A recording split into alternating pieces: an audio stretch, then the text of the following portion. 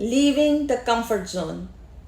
Hello every one, السلام علیکم. میرا نام انیتا کھیمانی ہے. میں ایک سکسیزفل ڈیجیٹل بزنس اونر ہوں اور آج میرے ڈسکشن کا ٹاپک ہے لیونگ دا کمفرٹ زون. تو کمفرٹ زون کیا ہے؟ جیسا کہ ہم ایک ایگزامپل لیتے ہیں ایک بچے کی. وہ اسکول جاتا ہے. اسکول میں اس کی ٹیچر اس کو سکھاتی ہے کس طرح سے اسے پڑھنا ہے. پھر ٹیچر اس سے کہتی ہے کہ اب تم خود سے پڑھو. ٹھیک ہے. جب بچہ اس قابل ہو جاتا ہے کہ وہ خود سے پڑھ سکتا ہے تو ٹیچر اسے کہتی ہے کہ وہ سب دوسرے بچوں کے سامنے کھڑا ہو کر کچھ پڑھے. ٹھیک ہے. جیسا کہ ایک پیراگراف پڑھے. ٹھیک ہے. تو اس چیز یہ چیز جو ہوتی ہے وہ بچے کے لیے بہت زیادہ انکمفرٹیبل ہوتی ہے.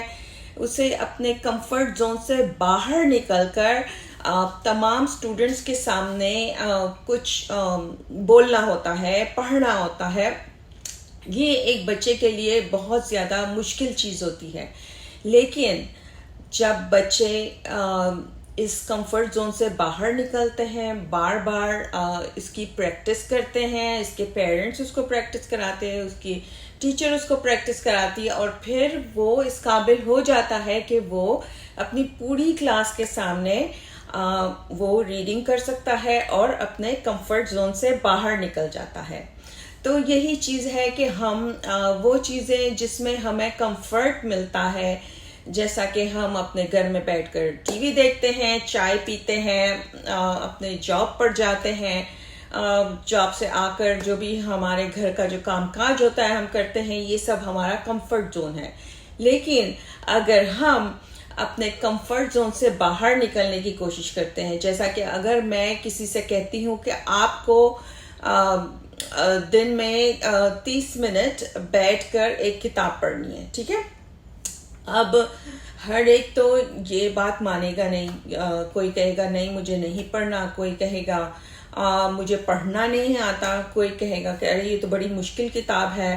تو یہ سب چیزیں جو ہوتی ہے یہ انسان کو سٹاپ کرتی ہے آگے بڑھنے سے. کمفرٹ زون جو ہے اس میں رہ کر ہم کوئی بھی چیز حاصل نہیں کر سکتے، ہم آگے نہیں بڑھ سکتے، ہم جو ہے اپنے کچھ نئی چیز سیکھ نہیں سکتے. تو جب انسان کوئی نئی چیز سیکھنے جاتا ہے تو وہ اپنے کمفرٹ زون سے باہر نکل کر کچھ نیا کچھ کرنے جاتا ہے. جیسا کہ میری یہ ڈیجیٹل بزنس کی اپرچونٹی، جب میں ایز اے نرس پریکٹیشنر کام کر رہی تھی، میں اپنے کمفرٹ زون میں تھی. ٹھیک ہے.